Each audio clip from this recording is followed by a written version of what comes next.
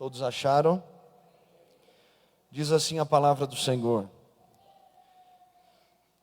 pelo que, ouvindo eu também a fé que entre vós há no Senhor Jesus, e a vossa caridade para com todos os santos, não cesso de dar graças a Deus por vós, lembrando-me de vós nas minhas orações, para que o Deus de nosso Senhor Jesus Cristo, o Pai da glória, vos dê em seu conhecimento o espírito de sabedoria e de revelação, tendo iluminados os olhos do vosso entendimento, para que saibais qual seja a esperança da sua vocação, e quais as riquezas da glória da sua herança nos santos, e qual a sobreexcelente grandeza do seu poder sobre nós, os que cremos, segundo a operação da força do seu poder, que manifestou em Cristo, ressuscitando-o dos mortos, e pondo-o à sua direita nos céus, acima de todo principado e poder e potestade e domínio e de todo nome que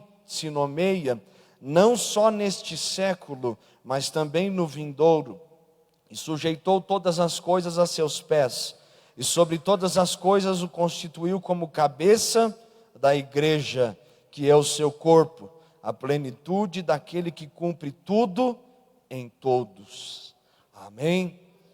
O texto do versículo-chave é o versículo de número 22 que nós lemos, que diz assim: e pôs todas as coisas debaixo dos pés, e para ser o cabeça sobre todas as coisas, o deu à igreja, a qual é o seu corpo, a plenitude daquele que a tudo enche em todas as coisas. O alvo da lição é: os alunos compreenderão que Deus é quem governa a igreja, e uma das formas dele fazer isso é mediante a escolha de líderes que o representem na terra.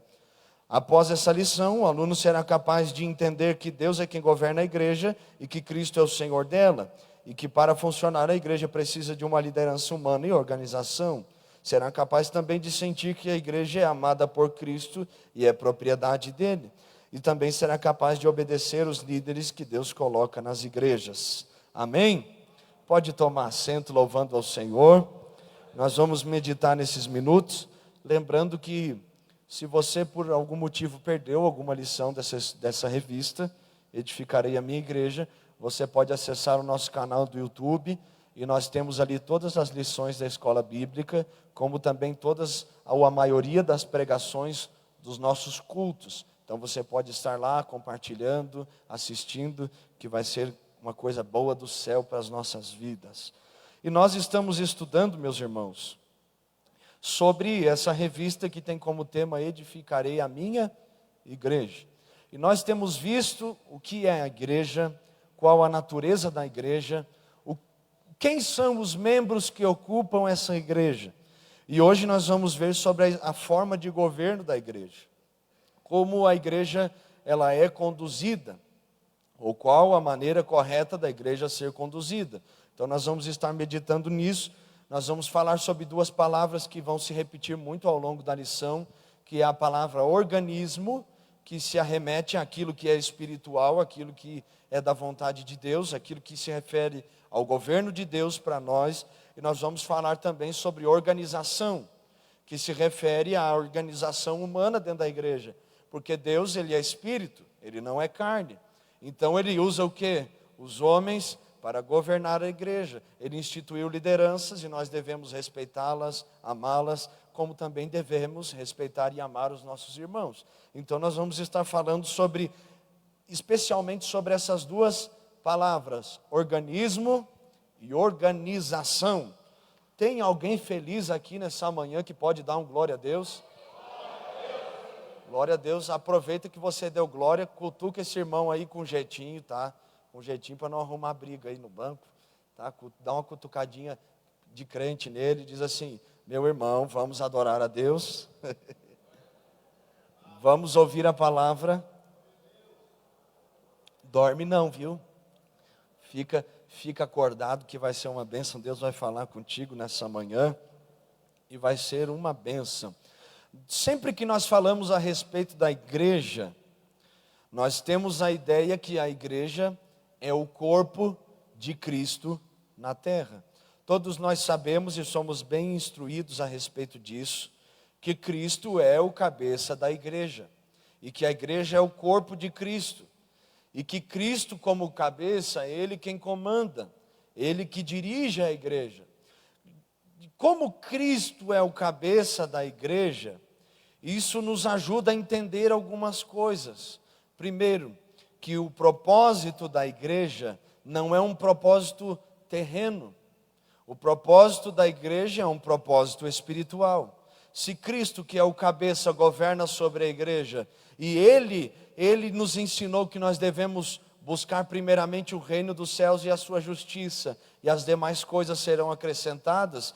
Se Ele nos ensinou, quando o apóstolo Paulo escreveu aos Colossenses capítulo 3, dizendo que se nós estamos em Cristo, se já ressuscitamos com Ele, ou seja, se nós fomos batizados na sua morte, para que no seu batismo nós ressuscitemos com Ele, nós devemos buscar e atentarmos, olhando para as coisas que são de cima, porque nós já morremos para aquilo que é terreno, nós já morremos para aquilo que é carnal. Então logo, quando nós falamos que Cristo é o cabeça, nós estamos falando o quê? Que o propósito, não só de Cristo, mas também do seu corpo, é espiritual. Então a igreja, meus irmãos, olhe para mim aqui, por favor. A igreja, ela não é um governo humano. Por mais que Deus se utilize de pessoas que são de carne e osso para governar esta igreja, para dirigir esta igreja. Mas a igreja está sujeita somente à autoridade de Cristo Jesus. Lembrando que quando nós falamos igreja, nós não estamos falando da placa denominacional, ou seja, da Assembleia de Deus, da Batista, Quadrangular, Presbiteriana. Nós não estamos falando a respeito disso. Nós estamos falando a respeito da igreja que faz parte do corpo de Cristo, a igreja dos salvos, a igreja daqueles que um dia confessaram Jesus Cristo como seu único e suficiente Salvador e Senhor. Então, a nossa lição, ela vai iniciar aqui na introdução, falando sobre essa questão que nós podemos definir a igreja com essas duas palavras: organismo e organização. E que nós podemos olhar para a igreja dessas duas maneiras, para que nós entendamos de melhor forma, de uma forma mais clara, qual é o propósito de Deus para a igreja. Só que o que eu achei interessante aqui, é que o escritor desta lição, ele vai falar que a igreja se encontra peregrinando na terra. E isso é o que me fez meditar a respeito disso.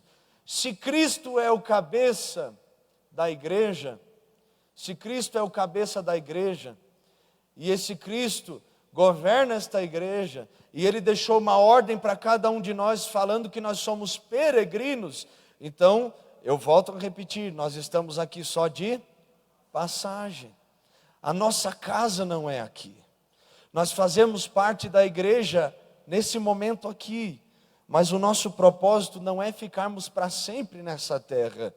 O nosso propósito não é vivermos a vida, porque nós temos uma vida, segundo a Bíblia Sagrada, Hebreus 9, 27, Tiago capítulo 4 a seguir.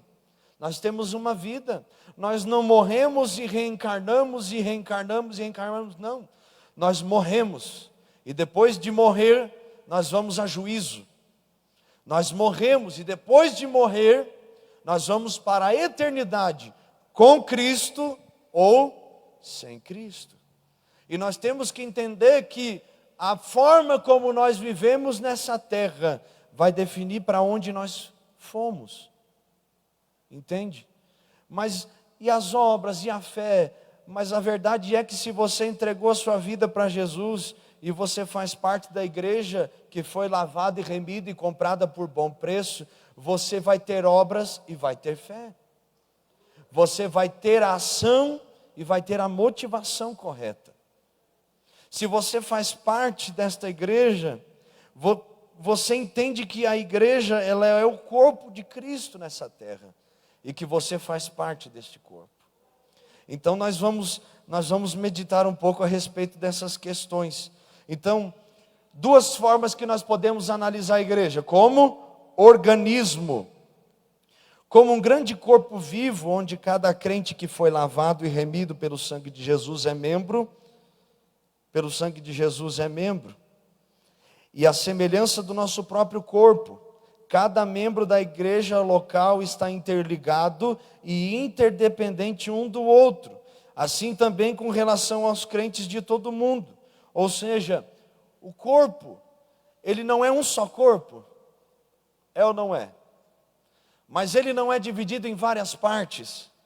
Nós não temos carne, nós não temos ossos, nós não temos o sangue. Nós temos os 3 estados da composição física, eu acho que é física. Depois vocês me ajudem. Nós temos o sólido, o líquido e o gasoso em nós. Nós temos as 3 composições químicas dentro de nós, mas elas não estão dentro de um só corpo? Estão. Nós temos vários membros, mas o corpo é um só. Nós somos um organismo vivo, e a partir do momento que o meu coração, que é a parte principal do meu corpo, para de bater, o corpo não sobrevive mais. Ele mesmo vai morrer. Se o coração morreu, o corpo morreu. Se os pulmões pararam de respirar, o corpo parou de respirar. E se perdeu a cabeça por aí, morreu também. Então, o interessante a respeito do organismo é, preste atenção, é que se um membro deste corpo sai do corpo, o corpo padece ou até morre. E o que eu quero te trazer à meditação é que a igreja, como um organismo, ela é o próprio corpo do Senhor Jesus, que obedece à ordem daquele que é o cabeça. Mas nós somos os membros deste corpo. Nós somos o organismo do corpo de Cristo. Você, eu, essa pessoa que está do seu lado, nós somos parte deste corpo. Como eu já disse aqui, nós somos família de Deus. Se um irmão ou uma irmã padece no corpo, todo o corpo padece junto. Porque o corpo tem um só interesse, a vida. E os crentes têm um só interesse, o céu. Você está entendendo? O céu. E se um membro desse corpo se perde, o corpo sente falta deste membro. Ou pelo menos deveria sentir. O corpo sente falta, sente a necessidade. Porque aquela pessoa tem um lugar no organismo. E isso, quando nós entendemos essa questão do organismo da igreja, nós percebemos que o corpo ele não guerreia entre si, ele não luta entre si, e é o que Jesus disse quando ele desce daquele monte, quando ele foi transfigurado, e aparece Moisés e Elias, está Pedro, Tiago e João, e eles descem do monte, e Jesus expulsa o demônio de um jovem que era surdo e mudo, e ele volta a ouvir e a falar. E aí ele olha para os fariseus que estão dizendo que ele fazia isso em nome de Satanás, de Belzebu. Ele olha para os fariseus e diz assim: um reino dividido em si mesmo, ele não pode prosperar. Se Satanás expulsa Satanás, ele não prospera, ele não cresce. Se eu expulso esse demônio por Belzebu, então por quem expulsam os vossos filhos? Jesus estava dizendo que se eu expulso do jeito que vocês estão falando, pelo diabo, por quem que vocês expulsam? Mas se eu expulso pelo dedo de Deus, é porque o reino de Deus já é chegado a vós. Então Jesus estava falando o quê? Que dentro de uma casa não pode haver o quê? Divisão. Que dentro de um reino não pode haver divisões. Que dentro do organismo que é a igreja, não há guerras internas, não há divisões ou subdivisões, competições dentro do governo que diz que é de Cristo, não há. Porque esse reino, se ele mesmo se divide, como ele subsistirá? Se este reino, se este governo, se este corpo guerreia contra os seus próprios membros, como ele irá sobreviver? Como ele irá sobreviver? A verdade é que quando nós entendemos o valor que nós temos para Cristo Jesus, nós passamos a valorizar muito mais uns aos outros, porque quando eu entendo o meu valor para Cristo, eu sei que o meu irmão também tem o mesmo valor, e eu não o desprezo, eu não o ignoro. A Bíblia diz que aquele que despreza o seu irmão é precipitado e peca.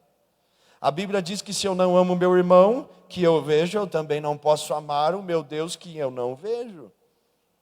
Então nós devemos entender isso, meus amados irmãos e irmãs que estão aqui nessa manhã com fome da palavra de Deus.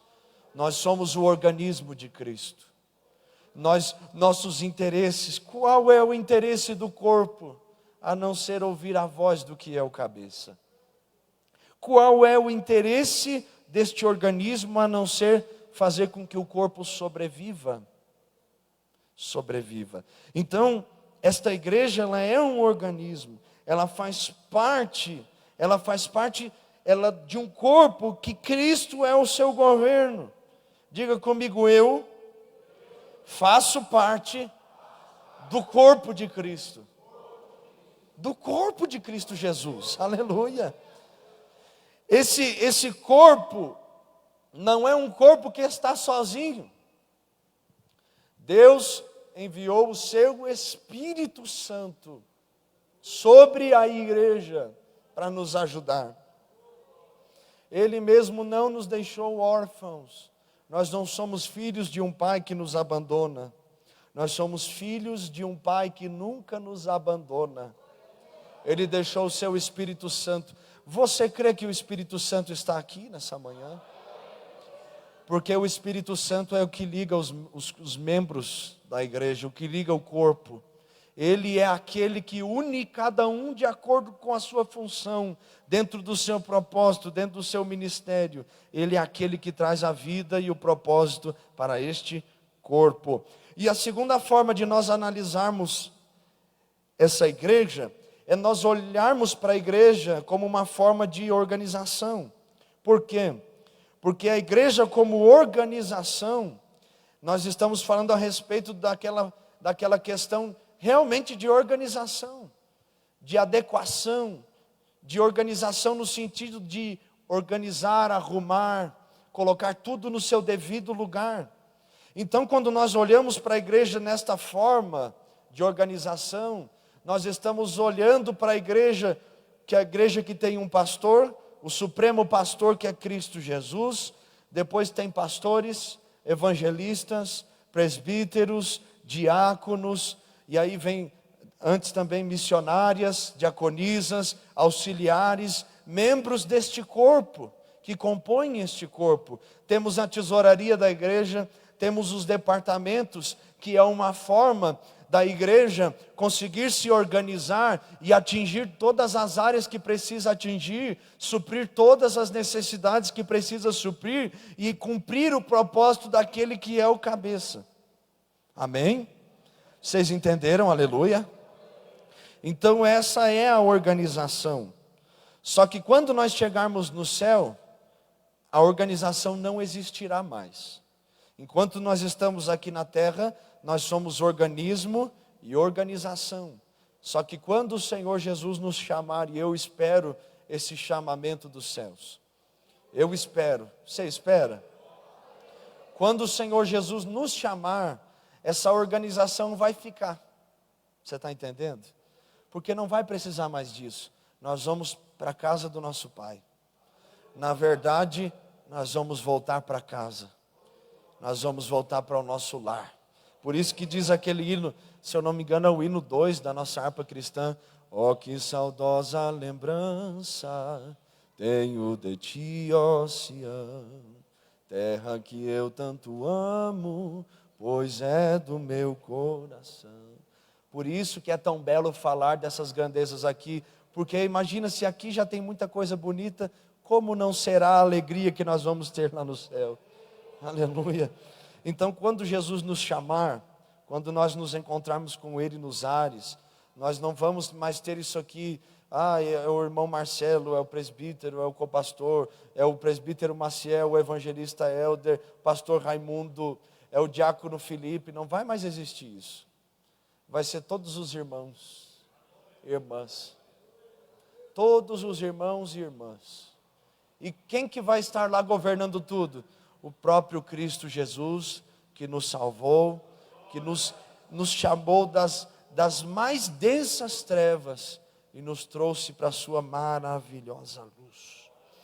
Então, quando Jesus nos chamar, essa parte burocrática, ela não vai mais existir. Sumirá da vida da igreja tudo que diz respeito a estatuto, regimento, pagamento de contas, orçamentos, reuniões, planejamentos. Todos estes itens são importantes enquanto nós estivermos aqui.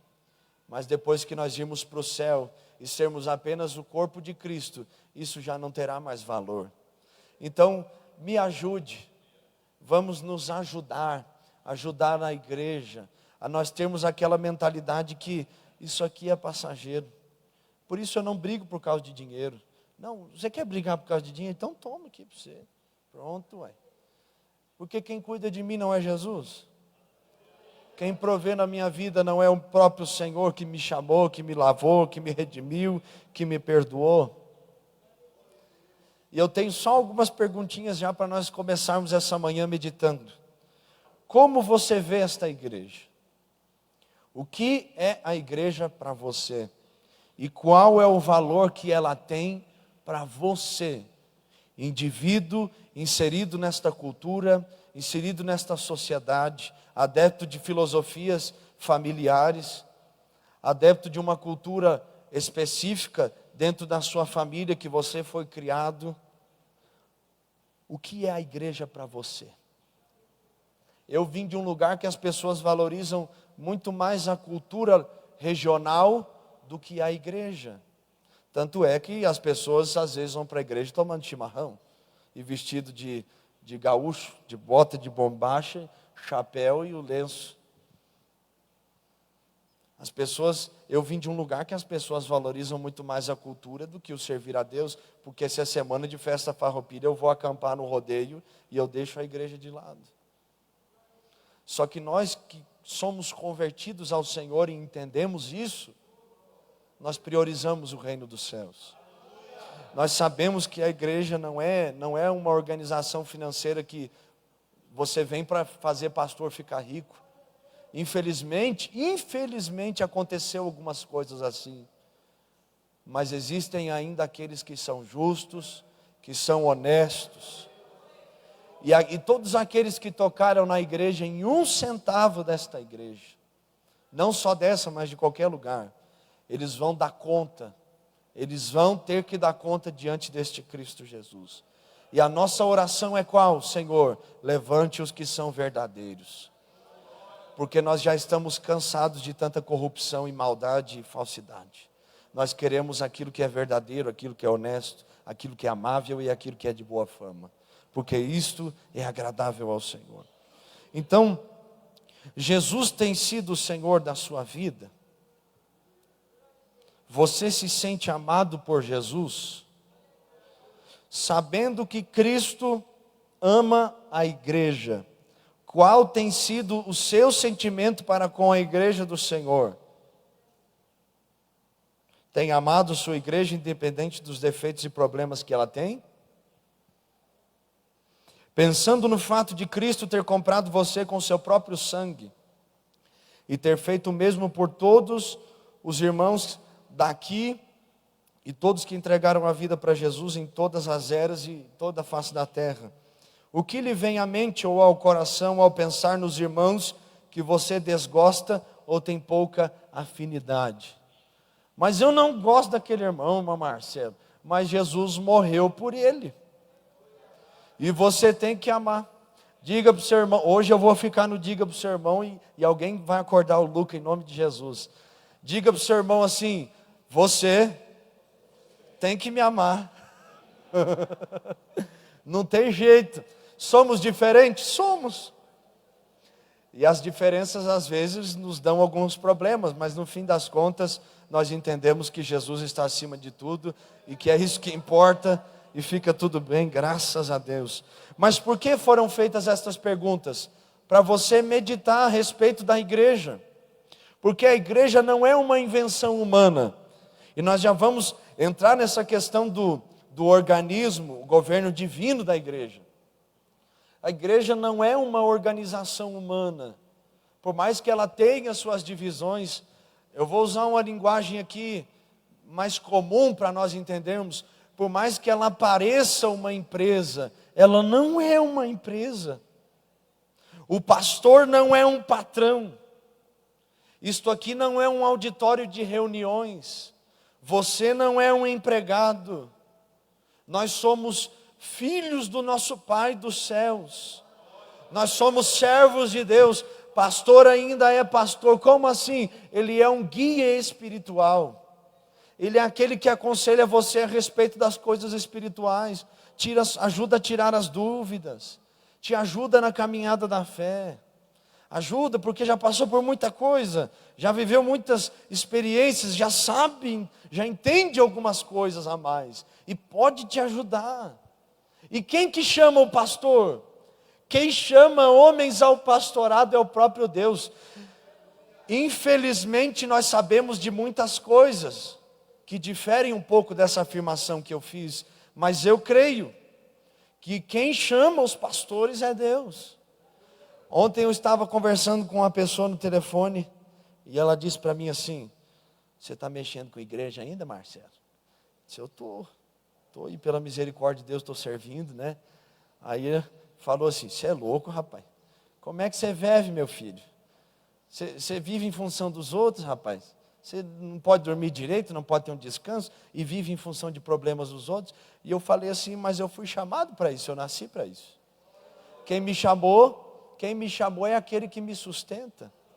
Quem me chamou é aquele que me capacita, que me dá condições para servir. Entende? Quem é que dá pastores para o rebanho? É o próprio Deus. Ele é que dá os pastores, Ele é quem estabelece os evangelistas, Ele é quem estabelece presbíteros para a igreja. E nós vamos entrar nessas questões, porque nós vamos falar de organismo e organização. Ele é quem estabelece os diáconos para a igreja, as diaconisas, as missionárias. Ele é que nos ajuda nessas questões. E quem pode pagar o serviço que você presta ao Senhor? Ninguém pode pagar aquilo que você fez. Um dia você estava em casa almoçando, não sei, ou jantando, e alguém bateu no seu portão, e você deixou de jantar ou de almoçar, e entregou um prato de comida para aquela pessoa. Quem pode te pagar por isso, se ninguém viu? Só que o que nós sabemos é que Deus é aquele que tudo vê, e que Ele nos recompensará. Então, essas perguntas que nós fizemos, é para você meditar a respeito do seu lugar na igreja. Porque o que faz a diferença quando nós falamos de igreja é o quê? O amor a Deus e o amor ao próximo. Pronto. Não precisa de mais coisas. Porque se você ama a Deus, você não adultera, você não mente, você não zomba daquilo que é sagrado. Entende? Se você ama a Deus, você não rouba. Você não dá falso testemunho, você não fofoca, não fala mal dos outros. Se você ama a Deus, você tem temor de Deus. E se você ama a Deus, o amor dele no seu coração é tão grande, que você consegue olhar para as pessoas com amor. Ah, mas eles têm problemas, e quem não tem? Mas ele pisou no meu calo, irmão Marcelo. Eu digo, mas pelo menos curou o calo, né? Já viu aquele calinho que você tem que dar uma estouradinha nele para ele sair aquele líquido e depois cicatrizar? Tem gente que diz que não pode, mas menino pequeno é teimoso, né? Eu sempre furava aqueles calos, mas curava. Então às vezes o irmão dá uma pisadinha no seu calo, é só para Jesus usando ele para curar você, né? Curar você das suas manias, curar a mim das minhas manias, aquelas coisas que não agradam a Deus. Pega aquele irmão que é meio nervoso, né, Nilson? Dá uma cutucada nele, ele, ai meu Deus do céu, em nome de Jesus, sai daqui, Belial, aleluia. Não, irmão, calma aí, vamos conversar, não fiz por mal, tá? Vem cá que eu vou orar por você, aleluia. Bota a mão e expulsa em nome de Jesus, entendeu? Então, nós somos esta igreja e devemos fazer parte dela. Isso aqui não é uma ilusão, uma fantasia, e é uma coisa que vai te enganar para a vida inteira. Não é isso, meus irmãos, não é isso, não tem nada a ver. Nós estamos aqui porque nós entendemos que Cristo é tudo que nós precisamos. E que nós somos dele e pronto. E pronto. Então, nós vamos entrar nessa questão, o governo divino da igreja. Só pela revelação divina, que podemos perceber e entender que o governo último da igreja vem do alto, ou seja, nós temos ideias, nós temos planejamentos, nós temos muitos planos a respeito da igreja, mas a direção verdadeira, ela vem do céu. E por que isso? Por quê? Depois eu vou falar a respeito da nossa parte com Deus, para nós entendermos essa direção, amém? Mas nós vamos especificar a respeito do que vem do céu para nós, e depois a nossa resposta ao céu, amém? Amém? Aleluia. Então, toda direção vem do alto. Todavia, uma vez regenerados, fazendo parte de uma comunidade, desfrutando da sua comunhão, podemos constatar esse fenômeno. Ou seja, somente quando nós nascemos de novo, nós vamos entender isso. É que nem você que não tem, não estou dizendo que você, né, mas a pessoa, melhor dizendo, que não tem o Espírito Santo, lendo a Bíblia, ela vai ter um entendimento diferente. Ela vai ter um entendimento que não é, às vezes, o entendimento que Deus quis falar naquele momento. Entende? A pessoa que não tem a inspiração divina, não teve o encontro verdadeiro, pega a Bíblia, pega um versículo isolado, e aí, nossa, mas não é isso que o fulano falava, eu achei que era isso que o pastor dizia. Aí o que faz? Vai lá e funda uma nova religião. Aqui não batiza mais em nome do Pai, do Filho e do Espírito. Aqui é só no nome de Jesus. Aí ele pega um texto lá de um evangelho, mas anula os outros 3 evangelhos, em nome daquele versículo. Entende? Anula as epístolas, anula as profecias a respeito do Messias, anula aquilo que o próprio Jesus falou em nome de um versículo isolado. Então, se eu não somos nascidos de novo, dificilmente nós vamos entender isso, que Cristo é o cabeça da igreja. Dificilmente nós vamos entender. Irmãos, uma coisa é você aceitar, outra coisa é você entender. É claro que para você entender, você tem que aceitar, mas nem todo aquele que aceita, entende. Muita gente um dia resolveu casar, foi lá e aceitou, só que casou aceitando sem entender o que era o casamento. Entendeu? Mas tem muita gente que casou entendendo, e por isso está aí firme e forte até hoje, graças a Deus por isso. E só a graça de Deus para nos sustentar. Entende? Então, você precisa entender isso.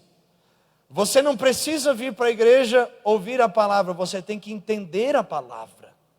É você, no seu momento em particular, desfrutar de comunhão com ela, ao ponto dela tirar as vendas dos seus olhos, tirar os tampões do seu ouvido, e você conseguir entender aquilo que Deus está ministrando ao seu coração. Aleluia, aleluia. Então, primeiro, a respeito do governo divino da igreja, do organismo, Cristo é o cabeça da igreja. Cristo é o cabeça da igreja. E uma coisa que eu anotei aqui, se Cristo é o cabeça da igreja, Ele dirige, Ele comanda, Ele guia, Ele sustenta, Ele provê, Ele guarda, Ele manda, Ele opera, e Ele abre e fecha portas para as igrejas que são dele. E também, se Cristo é o cabeça da igreja, só faz parte da cabeça que é Cristo quem faz parte do corpo que é a igreja. Mas igreja salva, Marcelo? Não. Preste atenção, igreja não salva. Jesus é o caminho e a igreja não é o pedágio. Ela não é. Só que os salvos estão na igreja. Porque eles entenderam que é lá onde Deus fala. Eles entenderam que lá é o lugar onde Deus é para ser adorado, é para ser glorificado. Não é um lugar onde você vai ver os seus amigos. Isso aqui não é um clube, onde você senta no banco, tem alguém falando, e se você quiser ouvir ou não, o problema é seu. Ou se quiser, você pode conversar na hora do culto também. Não, isso aqui é um lugar onde Ele é para ser adorado. O centro do culto é Jesus. O centro do culto é Jesus. Ele é o cabeça da igreja. Mas me diga uma coisa, se Ele é o cabeça da igreja e Ele governa a igreja, dirige a igreja, como uma pessoa vai fazer parte de Cristo, estar em Cristo, se ela não faz parte do corpo de Cristo. O que diz o Salmo 100? Celebrai com júbilo ao Senhor, entrai pelas portas, entrai pelos átrios do Senhor com alegria. E como é que você vai entrar com alegria, celebrar com júbilo ao Senhor, se você não entrar pelas portas da igreja? Não é para entrar pelas portas da igreja? Então, como é que você vai celebrar com alegria no templo, se você não entrar no templo? Não tem como, meu irmão. Tem muita gente dizendo aí que igreja não precisa. Por quê? Porque tem problemas mal resolvidos. Não é com a igreja, são com as pessoas que estiveram na igreja. E aí, em nome de não corrigir aquilo que precisa ser corrigido, em nome de não curar aquilo que precisa ser curado, é mais fácil fazer o quê? Fugir, ao invés de curar e corrigir uma situação. É mais fácil você fugir do que curar. Só que uma vez que eu entendo que Cristo é o cabeça da igreja, eu não fujo mais dos problemas. Eu enfrento eles e eu os venço, em nome de Jesus.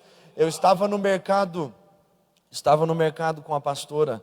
Nós estávamos fazendo as compras dos alimentos do retiro de senhoras. E eu estava no caixa. Não se assuste com o que eu vou falar. Por mais que seja constrangedor, a gente se entristece com essas coisas. Nós estávamos ali, já finalizando a compra, e veio o empacotador e tal, e comprando as coisas. Eu não sei que assunto que surgiu.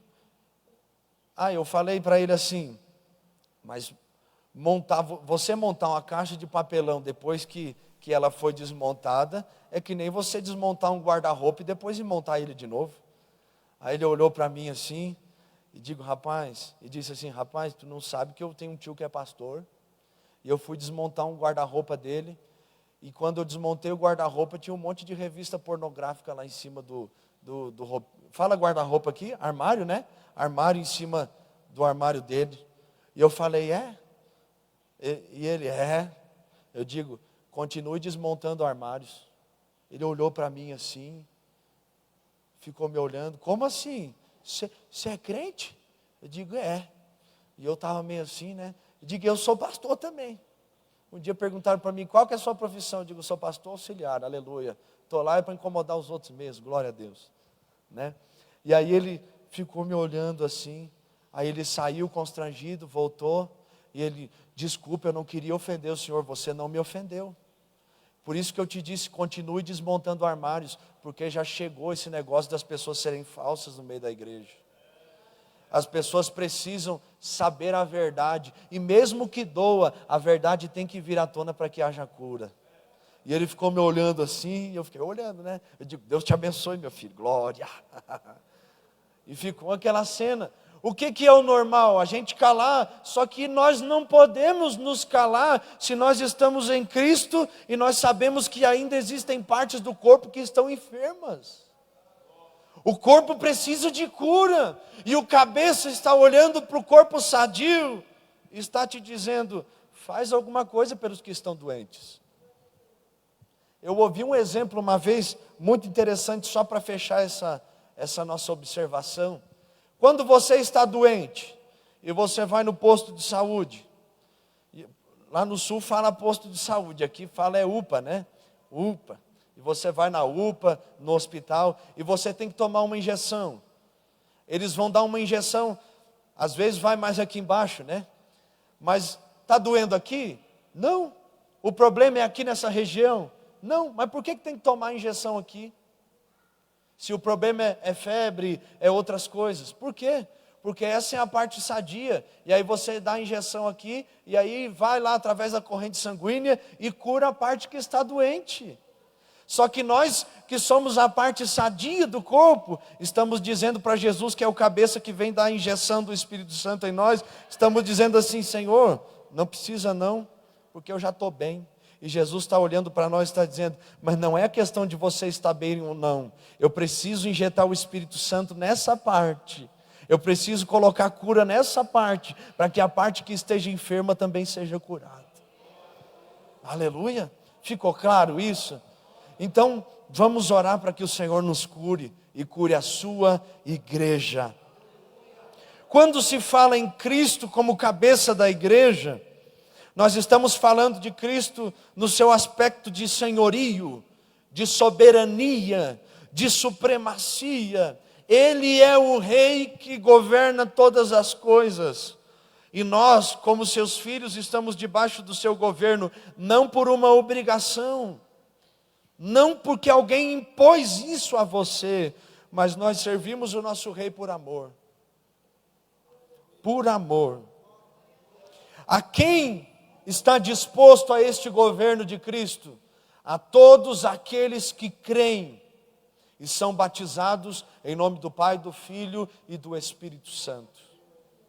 A quem está livre este governo senhorio? A todos aqueles que se arrependeram dos seus pecados e foram lavados pelo sangue da nova aliança. A quem está esse senhorio? A todos aqueles que abriram o seu coração para Jesus. Eu lembro de um testemunho de um missionário, que ele estava pregando naquele país perto da Índia, é um reino, né? O reino do Butão. E o testemunho dele diz que ele estava pregando em cima de uma canoa para o pessoal daquele lugar mesmo, que são budistas. E ele pregava e um outro irmão daquele lugar traduzia. Eles têm feito um trabalho muito bom naquele lugar, muito abençoado. E ele pregava sobre um rei. Ele pregava sobre o rei Jesus, que não desprezava, não maltratava, mas amava e queria que todos servissem a ele por amor. E aí no testemunho do pastor José Satírio, ele diz que as pessoas começaram a chorar. As pessoas começaram a chorar. As pessoas começaram a quebrantar. E ele não entendeu, porque ele estava pregando um salmo bem conhecido e tal. E ele falou do evangelho desta maneira: um rei que tem os seus servos, que os servem por amor. Ele não os maltrata, mas ele os ama com amor sem fim. E no final, o tradutor falou para ele: eles choraram porque o rei do Butão cobra impostos caros deles. Eles choraram porque o rei do Butão maltrata eles. O rei do Butão impõe a religião budista para eles. Mas o Senhor falou de um rei que não maltrata. O Senhor pregou sobre um rei que a única coisa que ele quer é o amor, a retribuição deste amor, porque ele tudo que podia fazer já fez. E aí ali fala sobre as conversões e tudo. Então, qual é o requisito para que você faça parte desta igreja?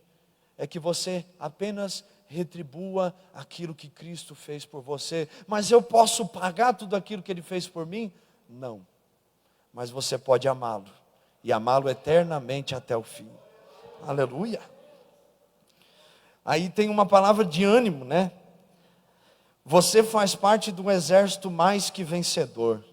Porque quem é o cabeça da igreja? Não é Cristo? Me diga uma coisa: quando que Jesus perdeu uma batalha? Se nem a idade das trevas, o período medieval acabou com a igreja. Se nem isso acabou com o verdadeiro cristianismo. Eles já tentaram destruir as Bíblias, já tentaram queimar a Bíblia. Nas faculdades eles falam mal de Jesus. Nessas passeatas aí de várias questões, eles fazem, acontecem e falam mal do nome de Jesus publicamente. Mas até hoje ninguém conseguiu apagar o nome de Jesus da história. Me diga uma coisa: você faz parte de um exército mais que vencedor, meu irmão. Me diga uma coisa aqui: se você faz parte de um exército mais que vencedor, por que você vive como um derrotado, meu querido?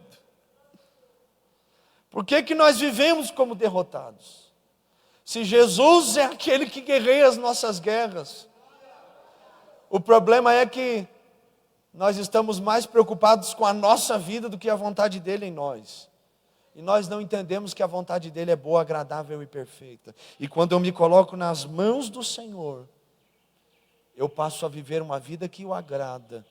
E quando eu vivo uma vida que o agrada, eu entendo que tudo que eu tinha e que tinha planejado para mim mesmo não era nada comparado a tudo aquilo que Ele fez, está fazendo e ainda fará a respeito de mim, da minha casa e da minha família.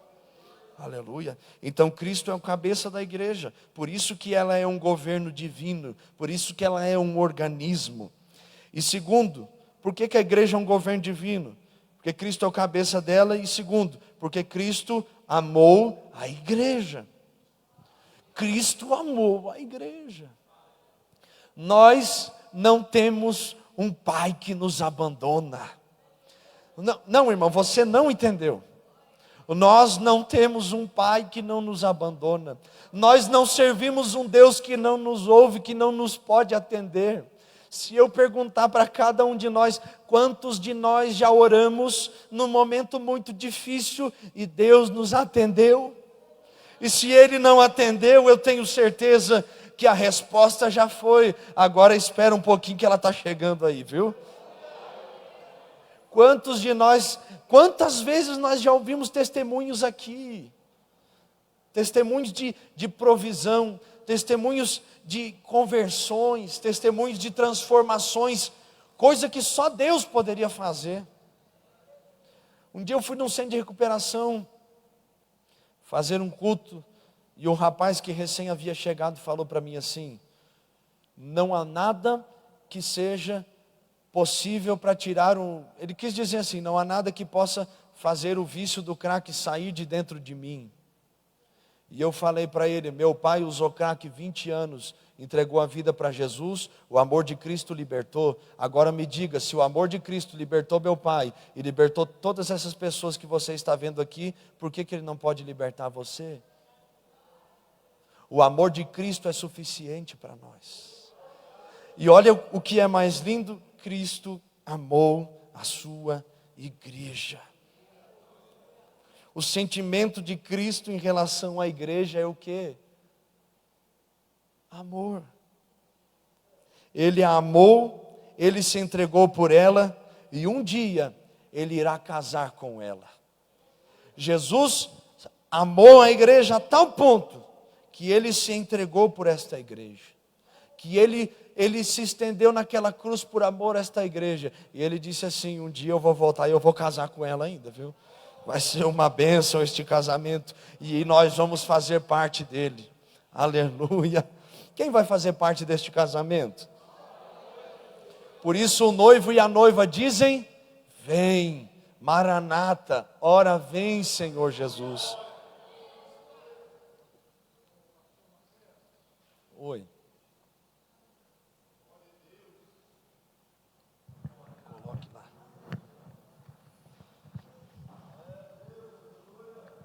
A paz do Senhor, igreja. Nós vemos no passado grandes homens de Deus que foram ricos, milionários. Certo? Deus é o dono do ouro e da prata. Fala de novo que eu não ouvi aqui. Não? Não, agora sim. Então tá bom. Nós vemos no passado grandes homens de Deus que foram ricos, milionários. Hoje, se a pessoa é pastor e ele é pobre demais, ele diz que, está vendo, olha, ele diz que serve Deus, dono do ouro da prata, e anda naquela situação. Presta bem atenção. Olha, eu deixei o meu trabalho e fui cuidar da igreja, e eu confesso a você que eu exigi da igreja um salário mínimo. Tá? Eu construí 2 igrejas, e as 2 igrejas, só os lotes valem 1 milhão, só os lotes. E deixei lá para outros pastores, um filho na fé e o outro amigo. Mas consegui construir 3 casas para mim. Então, o que acontece? Há muitas pessoas que poderão pensar que eu tirei dinheiro da igreja, e não fiz isso. Eu quero deixar claro, ontem eu estava conversando que meu genro está estudando muita Bíblia, converteu recente, casou com minha filha, né? E ele está estudando muita Bíblia, e eu explicando para ele o propósito de Deus. O Mato Nascimento, quando deixou o Conjunto Paralama de Sucesso, eles acharam que ele estava ficando doido. E hoje ele é milionário. Se Deus tem um propósito na sua vida de você ser milionário, você vai ser milionário indiferente. Se Deus tem um propósito de você e a sua esposa ser milionário, vocês serão milionários. Não importa como, não precisa. Porque a internet é uma coisa perigosa. Porque eu vi 3 homens, grandes pregadores conhecidos no Brasil, sendo acusados de ser ladrões. Se rouba, eu não sei, porque eu não vi.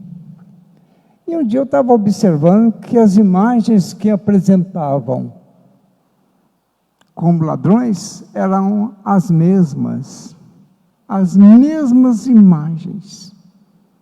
Uma imagem feita de helicóptero, mostrando uma grande fazenda com um grande rebanho e ele de lado. A igreja está dando muito dinheiro. Olha aqui mais um ladrão. Não vou citar o nome desses 4 grandes pregadores. E eu olhei aquilo ali e pensei comigo, será que esse grande pregador está realmente desviando dinheiro da igreja? Comigo, né? Aí, certa vez, eu vi outro grande pregador também, ao lado da mesma fazenda, com o mesmo rebanho. Foi no 4º pregador que eu descobri que a fazenda e o rebanho eram o mesmo. Um dia, uma irmã de igreja, minha cunhada, mandou uma imagem para mim, e eu falei para ela, os próprios irmãos estão fazendo a igreja entrar em decadência com mentiras. Porque a missão do diabo é destruir a igreja. Esta está sendo a missão do diabo. O diabo me faz uma fotografia minha, filma eu ao lado de uma mansão e coloca um texto e os irmãos acreditam que eu estou roubando. Então, no dia da manhã, o irmão vai ser rico e eles vão te filmar ao lado de uma mansão e vai filmar que você é ladrão sem ser. Porque Deus é o dono do ouro e da prata. Ele não é só dono do ouro e da prata, não. Ele é o dono do universo. Eu não falo isso no meu nome, eu falo isso no nome do Senhor. É para a igreja entender como funcionam as coisas. O nosso pastor aqui, ele prega realmente uma fidelidade, uma coisa fantástica, tá? Mas se Deus tem um propósito para essa igreja, ninguém vai mudar. É para a igreja toda entender. É verdade. Se Deus tem um propósito de avançar com essa igreja, vai avançar, custa o que custar, tá? Mas nós seremos vitoriosos no nome de Jesus, e eu agradeço a oportunidade. Amém, amém. 2 coisas, né, dentro dessa questão que o pastor Raimundo falou. Eu até lembrei de uma questão da semana passada, né? O senhor falou sobre predestinação e os irmãos entenderam só a metade, depois a gente esclarece essa questão. Mas sobre a questão financeira, infelizmente, nós sabemos que existem escândalos. Infelizmente, tem muita coisa que é mentira, que é fake news, tem. Mas infelizmente tem coisa que é verdade, entende? Então, minha oração ao Senhor é aquela oração do Provérbios 30, que diz, Senhor, não me dê nem a pobreza e nem a riqueza. Me dê a minha porção diária, entende? Só o que é equilíbrio está bom, não precisa nem muito nem pouco. Agora, se Jesus me der, pode ter certeza que nós vamos abençoar muita gente. E se a gente é crente de verdade, a gente não bota o coração nessas coisas, porque nós sabemos que o nosso coração é no céu. E é isso aí, aleluia. Então nós estamos vendo aqui o quê? Que Cristo amou a igreja. Cristo amou a igreja. E a igreja pode recompensar tudo que Jesus fez por ela? Pode ou não pode?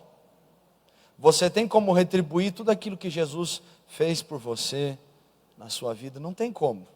Só tem uma forma de você entender esse amor. É que uma vez que Ele te amou, você vai amar a Ele de todo o seu coração. E Cristo amou a igreja, porque o que Cristo fez foi por amor. A palavra que Paulo usou para descrever o relacionamento de Jesus com a igreja foi tipicamente cristã. Vem do grego agapao, que também está em João capítulo 21, 1 Coríntios 13, que nas palavras do francês Francis Folks significa amor que não guarda qualquer requisitos de egoísmo, que não procura satisfação própria, nem mesmo afeição como resposta à afeição. Ou seja, ele dá o amor, mas cobra o amor. Não, ele não cobra isso. É uma forma de gratidão, é uma forma de retribuição por tudo aquilo que é. É como se fosse um constrangimento. Uma pessoa me deu algo tão valioso, mas tão valioso, e eu não tenho como retribuir, mas todas as vezes que eu ver aquela pessoa, eu vou agradecer. Eu vou ficar constrangido na presença dela, porque ela fez algo muito bom para mim. Mas que luta pelo mais alto bem da pessoa amada. Quem faz algo por amor, recebe a recompensa no próprio ato de fazer. O amor, ele não cobra. Quando você ama alguém e você diz assim, e você faz alguma coisa para ela, por amor, você não cobra, porque tudo que você já poderia receber, você recebeu com a alegria daquela pessoa, com aquela reação espontânea, né? E é uma bênção. Então, o amor de Deus é um amor que não espera ser recompensado. Ele te ama, e nada vai mudar esse amor que Ele tem por nós. Só que nós podemos fazer algo. Nós podemos amá-lo também. E o desejo dele é que todos nós estejamos com Ele. E eu vou correr porque o tempo, o relógio é manco, mas não para, né, varão? Aleluia. Então, terceiro, Cristo comprou pelo seu sangue a igreja. Cristo comprou pelo seu sangue a igreja. Atos capítulo 20, versículo 28, que é o texto base para essa afirmação, que diz assim: atendei por vós e por todo o rebanho, sobre o qual o Espírito Santo vos constituiu bispos, para pastoreardes a igreja de Deus, a qual Ele comprou com o seu próprio sangue. Eis uma verdade que precisamos assimilar e entender até as suas últimas consequências. A igreja foi comprada. Ela pertence a Cristo por direito de propriedade. O preço pago foi o próprio sangue de Jesus. Pedro faz coro com Paulo ao afirmar que nós, 1 Pedro 2,9, vós porém sois raça eleita, sacerdócio real, nação santa, povo de propriedade exclusiva a Deus, a fim de proclamardes as virtudes daqueles que vos chamou das trevas para a sua maravilhosa luz. Ou seja, nós não pertencemos a nós mesmos. Uma vez que eu entreguei a minha vida a Cristo, eu a entreguei. E é Ele que governa agora. É Ele que manda. Eu não entreguei minha vida. Quando alguém fez um apelo aqui, você quer entregar a sua vida para Jesus, reconhecê-lo como seu único e suficiente Senhor, Salvador da sua alma? Quero. Certeza, certeza. Aí quando vai para o discipulado, o povo pega no pé. Tem certeza? Olha que se tu entrar nesse negócio, o negócio aqui aperta, não. Você não está vindo para cá para você ficar rico, né? Você não está vindo para cá porque você vai ser beneficiado com coisas materiais. Não, o benefício aqui é espiritual, porque o propósito é espiritual e Deus é Deus espiritual. Então, primeiro é caráter transformado. E depois as outras coisas, vai orando e chorando no caminho da cruz, que Ele vai te entregando aquilo que você precisa. Entendeu? Tem certeza? Aí chega no batismo. Faz 3 perguntas no batismo, são feitas. Você reconhece a palavra de Deus como seu único manual de regra, fé e prática? Ou seja, você tem certeza que você quer ser crente? Você reconhece a igreja, tarará, tarará, tarará, tem certeza que você quer ser crente naquela igreja? Rapaz, tem certeza. Aí o cabra ainda aceita ainda. Você aceita Jesus como seu único e suficiente Salvador e Senhor. Tu tem certeza que tu quer descer essas águas? Tenho certeza. E aí é batizado em nome do Pai, do Filho e do Espírito Santo. Mas a pergunta é feita. Você tem certeza? Porque depois que você entrega, é dele. Lucas 14:33, tão conhecido. Se vocês querem ser os meus discípulos, vocês têm que renunciar tudo quanto vocês têm. E no versículo 25 daquela passagem de Lucas 14, Jesus vai falando: se você amar mais a sua mãe e o seu pai do que a mim, você não é digno de mim. Se você amar mais os seus filhos do que a mim, você não é digno de mim. Se você amar mais seus irmãos, suas irmãs e ainda também a sua vida, você não pode ser o meu discípulo. A pergunta que nós podemos fazer quando fizemos um apelo é: você está disposto a amar Jesus acima do seu pai e da sua mãe? Você está disposto a entregar a sua vida para Jesus mais do que você entregou ela para a pessoa que você se casou? Você está disposto a se render a Jesus com todo o seu coração e a sua alma, para que Ele te guie, te governe e te dirija, não só hoje aqui, mas para sempre? Você está disposto a reconhecer que o sangue dele te comprou e que você já não vive mais para você? Você está disposto? E aí se a pessoa falar amém, nós vamos para o discipulado e aí a gente entra com a palavra. Mas uma coisa que nós temos que entender: nós não pertencemos a nós mesmos. Tem uma frase muito famosa, eu não lembro se é de Inácio de Loyola ou de Agostinho de Hipona, que diz: nenhum cristão pertence a si mesmo, mas é de alguém. Depois a gente procura. Mas nós não pertencemos a nós mesmos. Jesus nos comprou. Jesus nos comprou. Eu fiz algumas perguntas aqui, porque eu gosto da pergunta, porque ela traz aquela reflexão e faz a gente pensar. E a primeira dessa pergunta é: qual o valor do sangue de Cristo para você? Que valor tem o sangue de Jesus para você, para mim? Que efeito ele tem nas nossas vidas? Porque se Jesus morreu por mim e eu sou propriedade dele, logo o sangue dele é sobre a minha vida. Eu sou lavado, remido, redimido pelo sangue do Senhor Jesus Cristo. E nada pode tirar, não há nenhum sabão em pó que possa lavar este sangue da minha vida, tirar ele. Não há nenhuma que boa, nem o sabão da pastora que tem ácido lá, que arranca os coros dos dedos da gente. Não pode tirar o sangue de Jesus. Nada pode. E por que a gente não valoriza o sangue de Jesus? Eu lembro a primeira vez que eu expulsei um demônio. Eu estava deitado numa cama, junto com uma pessoa da minha família, muito próxima para eu estar deitado assim, porque eu sou meio sistemático, né? Nem com o meu irmão eu dei direito, quando eu era pequeno até ia, mas agora não dá, né? E eu deitado numa cama, muito frio, beira de mar, Rio Grande do Sul, inverno, gelado, muito vento frio e chuva, e eu deitado. Eu lembro que era tempo de eleições, mas isso faz tempo, viu? Eu acho que eu tinha uns 17 anos. E a pessoa da minha família que estava do meu lado estava enferma, por isso eu estava lá, problema de pulmão, então eu tinha que estar perto ali se acontecesse alguma coisa. Só que do nada eu tentando dormir assim, aquela coisa política, ninguém gosta de campanha política, então fica na TV porque ninguém gosta e não tem outra coisa para assistir, né? Não tinha na época. E eu comecei a ouvir uns gemidos assim, Eu digo: vai dormir, pelo amor de Deus, em nome de Jesus. E aí ficou aquele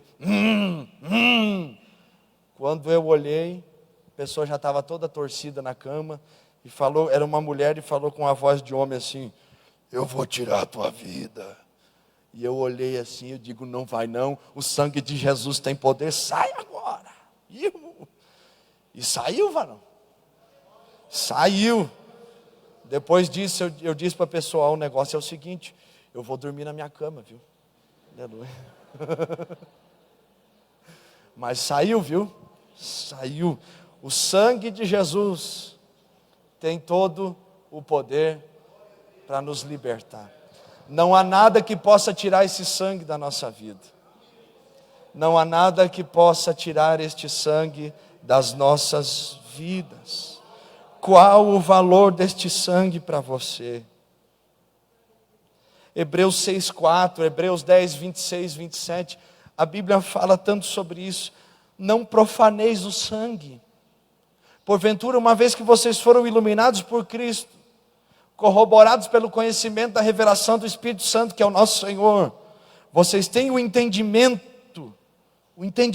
do que é a palavra de Deus, porque foram iluminados. Como vocês tornarão a profanar o sangue que foi derramado por vocês? Em outras palavras, não pise de novo no sangue. Não fira mais a Jesus. Não profane o sangue que nos perdoa.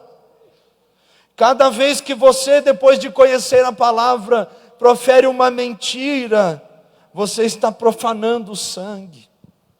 Cada vez que eu e você, irmãos e irmãs, sabendo que é errado cobiçar aquilo que é alheio, nós cobiçamos, e a cobiça aqui é no sentido de inveja.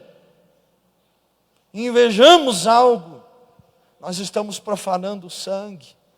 Cada vez que você tem um pensamento que não agrada a Deus, você está profanando o sangue de Jesus. Você está anulando o sacrifício dele na sua vida. E a ação de Deus em relação a isso, depois você vai ler isso em Romanos capítulo 1, é te entregar aos seus desejos pessoais. Porque você já profanou o sangue. Ele já te chamou e você não ouviu. Ele já bateu na porta e você não abriu. Então não profane o sangue. Ele nos ama. Ele é o cabeça, Ele nos ama e Ele nos comprou com o seu sangue. Este é o organismo da igreja. Aleluia. Então, sabendo que a igreja local é parte do corpo de Cristo, como você tem se conduzido sendo membro desse corpo? Sabendo que Cristo ama a igreja, qual tem sido o seu sentimento para com a igreja do Senhor? Sabendo que a igreja é propriedade de Cristo, qual o valor que você tem dado a ela? Meus irmãos, Deus nos chamou para nós sermos luz no meio das trevas. Não interessa se todas as igrejas do mundo não querem servir a Deus, eu tenho certeza que nós vamos servir. Aquilo que os outros fazem não define aquilo que nós somos. Nós somos aquilo que Deus nos chamou para ser. Nós não nos guiamos pelas modas evangélicas, a moda gospel. Nós somos aquilo que Deus quer que nós sejamos.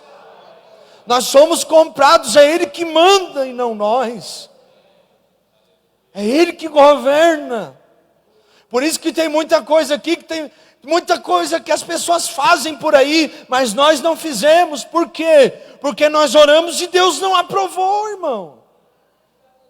Quantas vezes eu pensei, eu posso fazer isso, vai ajudar.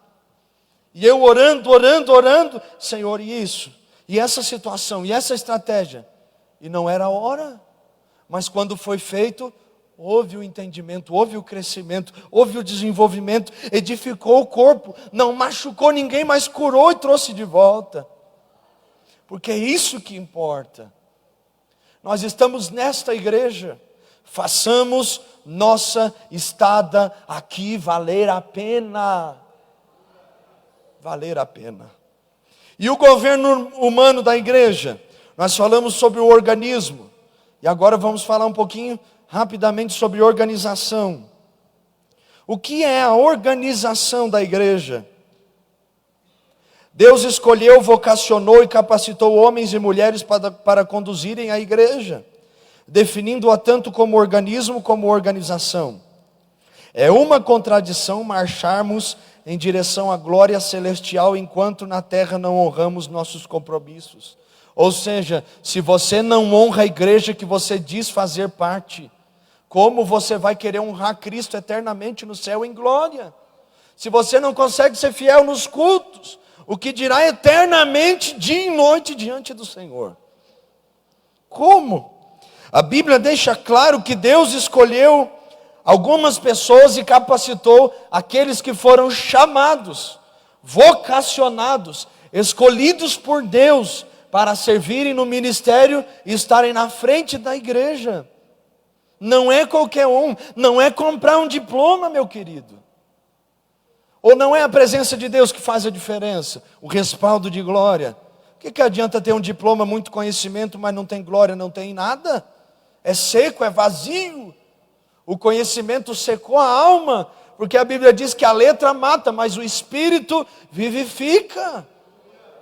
É claro que nós devemos estudar e nos aprofundarmos no que diz respeito à fé, e também termos um estudo secular, uma faculdade, terminar o ensino médio. É claro, meus irmãos, mas o nosso foco é o quê? Espiritual, meu querido. Eu posso me formar em história, em psicologia, em direito, medicina, mas isso não me leva ao céu. Entende? Isso não me leva ao céu, isso me ajuda aqui. Então, eu estudo, eu corro atrás, mas eu confio no Senhor, que é aquele que confirma todo o ensinamento e que faz todas as palavras que foram ditas serem lembradas depois. Entende? Eu não faço apologia ao estudo, eu digo para os jovens, estudem. Tem gente aqui que já briguei até ir para a escola. Os pais chegarem, né, irmão Raimundo? Falar assim para mim, Marcelo, pelo amor de Deus, fala com eles lá. Fala para os meninos lá que eles têm que estudar. Eu digo, se você não for para a escola, eu vou saber, viu? Eu vou lá na sua casa te buscar para você ir para a escola às 7 da manhã, rapaz. Né, Janzinho? Dê glória a Deus. Viu? Confessaram o seu pecado, que já era. Mas está aí estudando, né? Pelo menos deveria, graças a Deus. Está estudando, e eu digo para eles, estudem, sejam pessoas que tenham conhecimento. Sejam pessoas que corram atrás, que não fiquem esperando as coisas virem na mão de vocês. Sejam pessoas que vão atrás, mas lembre-se que é só a presença de Deus que pode preencher a alma de um cristão. É só a presença de Deus. Então, Deus deu este governo humano, porque Ele usa as pessoas. Toda vez que Deus quis trabalhar com você, né, Rosinaldo? Toda vez que Deus quis trabalhar com você, Ele usou alguém, não foi? Raramente Deus vai dar algum sonho a respeito de alguma coisa que nós temos que melhorar, ou vai falar. Sempre Ele fala através da sua palavra. Mas geralmente Deus se utiliza das ferramentas humanas para trabalhar conosco. Nós somos uma obra inacabada. Nós somos uma obra que está em construção. Está em construção. E Deus usa essas pessoas lindas, maravilhosas e cheirosas para trabalhar em nós, né, irmão Cleomar? Glória a Deus. E nós damos glória a Deus por isso. Então, quem que chama os pastores? É Deus. Não é qualquer um que pode ser pastor. O problema dos escândalos e das coisas que nós vemos por aí é o quê? Os requisitos ao pastorado. Infelizmente, em alguns lugares eles mudaram. Não é mais pela vocação, é porque é parente. É porque o vô dele era pastor, é porque o pai dele é pastor, é porque o sogro dele é pastor, e não tem nada a ver, meu querido. Pastorado é questão de chamado, é questão de chamado. O meu pai era pastor, mas eu não sou obrigado a ser pastor. Quando meu pai soube que meu pai era crente, eu pensava assim, Deus me livre meu pai ser crente, pelo amor de Deus. Tá bom, parou de usar droga, tá bom, só crente tá bom. Aí um dia o meu pai falou assim, meu filho, vou te falar um pouquinho de Jesus. Aí eu fui ouvindo, eu digo, eu quero ser de Jesus, mas eu não quero ser crente não. Aí eu estou na igreja assim, eu tinha 15 anos. Não faz muito tempo não, né, para alguns, mas para outros já faz muito, né. Tinha 15 anos e Deus usou uma pessoa e falou assim, eu te chamei ao pastorado. Não é porque seu pai é obreiro, é porque você é para ser obreiro, seu miserável. Eu digo, eu estou aqui então, amém, vamos lá, glória a Deus. Então a vocação é dada por Deus. Efésios 4:11, eu não vou ler porque se tornará muito extenso, mas fala que Deus deu pastores, mestres, evangelistas, presbíteros, e aí vai falar sobre os profetas para a sua obra. A expressão outros para pastores e mestres é citada em conjunto, havendo assim a possibilidade de que os dois nomes, pastores e mestres, se refiram ao mesmo ministério. Pode ser que um pastor seja mestre? Sim. Pode ser que um mestre seja pastor? Não. Como assim? Pastor, geralmente tem o dom do ensino, porque tem que ensinar, né? Tem que ter o dom da palavra, no mínimo. Mas e o mestre? Tem que ter o dom do pastorado? Não. Ele pode ser só o ensinador, mas não tem aquela habilidade para guiar o rebanho de Deus. Ser pastor e ser mestre são coisas diferentes. E é isso que tem que ficar claro. Porque tem pastores que são mestres, sim. Pastores, o que é um pastor? Aquele que guia, aquele que dirige, aquele que dará conta. Então, mestre, o que é? Mestre é aquele que ensina. Entende? Ficou clara essa questão? Só para eu resumir aqui. Uma coisa que nós temos que entender claramente é que o que realmente importa é que Deus levantou pastores e mestres para a sua igreja. E que estes são chamados para edificar, ajudar e servir o corpo de Cristo. Então, ponto 2 aqui para nós já encerrarmos. Presbíteros e diáconos. Aí 1 Timóteo 3, do 1 ao 13, fala sobre as qualidades e os deveres dos obreiros, que todos nós já conhecemos. Que o obreiro tem que ser marido de uma só mulher, não dado ao vinho, não fraudulento, tem que pagar as contas, tem que ser fiel, tem que dar bom testemunho, né? Tem que, no mínimo, ter testemunho, tá? Então vai falar sobre esses requisitos. A questão do presbitério e do diaconato. Quem foi chamado para servir? O presbítero e o diácono. Todos foram chamados para servir. A questão, meus irmãos, preste atenção, é que cada um vai servir de uma forma específica. Cada um servirá de uma maneira específica. O diácono é aquele que serve os irmãos da igreja no sentido do trato pessoal. Ele vai servir pessoalmente, ele vai estender a mão, ele vai ajudar aqui no serviço dos utensílios da igreja, vai estar na porta, vai estar no som, vai estar aqui cuidando do estacionamento, na manutenção das coisas que se dizem respeito a Deus. E o presbítero é o guardião da palavra. O presbítero é aquele que ajuda na doutrina da igreja. Nós já somos muito bem instruídos em relação a isso. Eu só vou falar um pouquinho sobre essa diferença.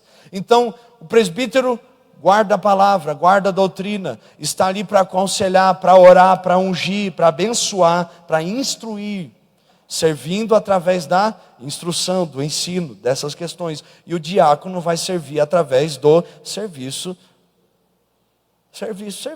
braçal mesmo. E se o presbítero tem que trabalhar também.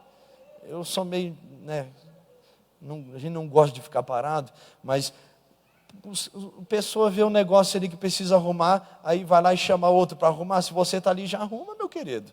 O seu título não traz um privilégio especial para você. Nós somos servos do Senhor. A casa não é de Deus, a igreja não é de Deus, então bora trabalhar para Jesus, irmão. Aleluia. Vamos parar de frescura, como diz o gaúcho. Então, presbitério e diaconato, temos essas diferenças. Outra coisa, para você ser um presbítero, você passa pelo diaconato? Sim. Mas isso é um degrau para que você seja um presbítero? Não. O ministério não é uma questão de empresa que você vai sendo promovido, meu querido. Uma frase que eu li e que me ajudou a curar uma situação de um irmão que estava entristecido, porque faz 20 anos que ele é diácono e o sonho dele era ser consagrado presbítero. Eu li essa frase e eu falei para ele, curou o coração dele, a Carol sabe. Mas um diácono excelente. Você não precisa pedir nada para ele está ligado em tudo. Nem as crianças mascam chiclete no culto, ele vai lá e gospe em nome de Jesus, tira tudo, recolhe os chiclete e joga fora. Eu falei para ele, nessa questão da frase, se você é um diácono, não se rebaixe querendo ser um pastor. Como assim? Pastor é um cargo inferior. Não é a questão de cargo, é porque se Deus me chamou ao ministério do serviço, ao diaconato, eu tenho que ser um diácono, meu irmão. Nós não estamos competindo. Deus me chamou. Deus te chamou? Para o que Deus te chamou? Para ser auxiliar, então auxilie. Para ser um diácono, então sirva com excelência. Agora não fique misturando as coisas. A igreja é o corpo de Cristo e não o corpo da empresa. A igreja é o corpo de Cristo e não a organização empresarial. A organização é boa, é maravilhosa, porque nos ajuda a termos acesso às pessoas e ajuda ao crescimento da igreja. A organização, você gosta da organização? Sim, nós gostamos, só que a organização não é tudo. Ela faz parte, mas o tudo é a presença de Deus na nossa vida. E nós entendemos que nós temos um ministério, Deus nos chamou para algo. E que eu tenho que entender esse algo e saber por que eu fui criado. Se for para ser um diácono a vida inteira, eu serei um diácono com excelência. Eu serei um diácono com excelência. Se eu perguntar para você, dos 12 apóstolos, quais são os nomes deles? Você não vai saber o nome de alguns, mas se eu perguntar para você, me fala o nome de 2 diáconos que marcaram a história da Bíblia. Você vai falar de Estevão e Filipe, o diácono. Que ganharam, Filipe ganhou Samaria para Jesus. Ele era um diácono. Está entendendo? O seu cargo não resume a sua função. O seu cargo não anula a sua identidade ministerial. Seja o que Deus te chamou para ser. Seja o que Deus te chamou para ser. Então nós não estamos numa competição. Nós não estamos aqui porque os ministérios concorrem entre si para ver quem que é o melhor, quem que vai ser o diácono do mês. Aleluia. Não, irmãos, nós estamos aqui para servir ao Senhor, e o galardão Ele nos dará, de acordo com aquilo que os homens não nos reconheceram. Está entendendo o mistério? Ninguém viu, mas Deus viu. Mas eu fiz e ninguém me agradeceu na igreja. Mas crente de verdade não espera o agradecimento e o reconhecimento terreno. Isso não é coisa de ministério, isso é coisa de crente. Precisa ser bajulado para servir a Deus? Precisa implorar para que você adore ao Senhor no culto, na igreja, para que você preste um culto? Ele morreu por você. Ele já fez tudo que você precisa. Nós que somos do ministério, nós precisamos de motivo para servir a Deus. Eu não falo isso com desrespeito, entende? É só uma forma de aplicação. Vocês não querem ser agressivo também, porque às vezes a gente se empolga, né? Mas nós, irmãos, não precisamos de motivos, nós já temos os motivos. Nós temos um motivo, o sangue de Jesus é sobre a nossa vida. Aleluia. Quem entendeu aí? Aleluia. E aí nós poderíamos aprofundar sobre quando surgiram os diáconos, quando surgiram os presbíteros, que também são chamados de bispos. Mas isso aí nós já somos instruídos. Eu creio que depois o pastor vai dar um estudo a respeito disso, e aí vai ser uma bênção. E eu vou concluindo aqui, que este reino, este governo, esta igreja, ela não está dividida. Ela é uma igreja, com um propósito, com um Senhor, o Cristo Jesus. A igreja é governada por Deus. Jesus Cristo é o Senhor dela. Isto não quer dizer que tudo o que acontece na igreja reflita a vontade divina, mas que ninguém pode deter o avanço dela e a sua existência não depende de homens. Resumindo tudo, quem dirige a igreja não é Deus? É. E tudo que acontece na igreja é da vontade de Deus? Não, porque a igreja é feita de pessoas. Pessoas têm problemas, têm diferenças, têm um caráter diferente, personalidade diferente, foram criados diferentes, sim ou não? Sim. E isso vai encaixar perfeitamente um no outro? Não.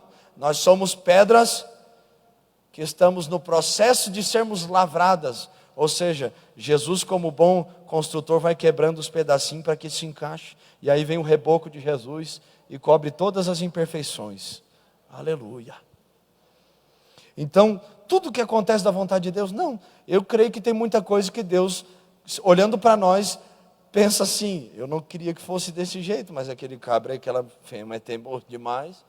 Aí ele que seguiu esse caminho vai ter que colher as consequências das suas ações. Mas a minha vontade era essa, para que a igreja crescesse, para que as almas viessem, para que a família fosse salva. Não podia ter reagido daquele jeito, porque o pai e a mãe era para vir no culto hoje, não veio, porque estourou dentro de casa, deu um piti dentro de casa, ficou brabo, não deu testemunho, e aí eles não vieram. E aí o que aconteceu? Não foram salvos, porque o irmão não teve temperança suficiente. Vocês estão me entendendo? Glória a Deus. E a culpa é da igreja porque a pessoa não teve domínio próprio? Não, a culpa é de quem? É da pessoa. A culpa não é de Deus, a culpa não é da igreja, a culpa é nossa. Nós devemos assumir as nossas culpas e entender que a igreja, ela não irá parar de acordo, não irá andar, não irá avançar de acordo com os nossos princípios familiares. Não, porque quem guia ela é Deus. Aleluia! Dê um glória a Deus aí, irmão. Quem que guia ela? E se o pastor morrer? Morreu. E se eu morrer? Morri. Pronto. E aí vai ficar a igreja vazia? Não, Deus vai levantar outro pastor. Entendeu? E se um dia Deus mandar o pastor para outro lugar? Mandar você para outro lugar? Você vai deixar de ser crente porque você não serve a Deus aqui? Não, porque a igreja não depende dos homens. A igreja depende de Jesus, que é o cabeça dela. Oh, meu Deus. Deus está acima dos embaraços que nós temos na nossa mente, dos nossos pré-julgamentos, das nossas ideias. A verdade é que se nós fôssemos definir Deus, nós nem teríamos como defini-lo, porque Ele é indefinível, Ele é inexplicável. Meus irmãos, só para terminar, o governo da igreja foi instituído por Deus. Nem todos os pastores, presbíteros, diáconos e demais líderes fazem exatamente o que Deus quer. Por quê? Porque não obedecem. Porque se Deus chamou e Deus levantou, se obedecer vai ser bênção. Se não obedecer, vai queimar. Olha o que diz aqui a Bíblia. Um dia todos nós teremos de ouvir: apartai-vos de mim, porque não vos conheço, vocês que praticam a iniquidade. Ou seja, profetizou, pregou, cantou, serviu, apareceu, destacou, mas não é isso que eu queria para você. Vai lá queimar no fogo do inferno, porque os seus desejos foram maior que a minha vontade para a sua vida. Aleluia! Eu sei que é um pouco pesado, mas nós temos que ter esse temor na nossa alma, de que Deus está olhando para nós, dizendo: eu estou esperando você entender o para que eu te chamei. Esperando você entender. Enquanto você não entender, você não vai ter satisfação pessoal. Você quer ser o outro, você quer pregar que nem o outro, cantar que nem o outro, ser que nem o outro. Você não entendeu que eu tenho algo para você e que eu quero que você esteja dentro da minha vontade. Pode demorar, mas um dia Ele nos chamará e nós teremos que prestar conta de tudo. Amém? Vamos orar? Vamos ficar de pé então, e nós vamos orar e agradecer ao Senhor por esta lição. Nós falamos sobre o governo da igreja, e a nossa oração nesse momento será uma oração dizendo: Deus, eu sou tua igreja, me governa e me dirige. Me governa e me dirige. Pai, nós oramos neste momento tão especial na tua presença. Estende tuas mãos sobre nós, Senhor. Em nome de Jesus Cristo, eis-nos aqui como os teus filhos. Aqui não há ninguém melhor do que ninguém. Aqui não há um reino dividido. Nós somos irmãos, filhos de um mesmo Pai, servindo o mesmo Deus, na mesma igreja. Senhor, tem misericórdia de nós. Nos ajude a entender o que é fazer parte desta igreja. Nos ajude a entender o que é ser esta igreja. Nos governa, nos dirige, continua dirigindo o nosso pastor. Abençoa em nome de Jesus este lugar. Que as tuas mãos estejam estendidas, que as portas dos céus estejam abertas, e que a direção do Senhor seja sobre nós.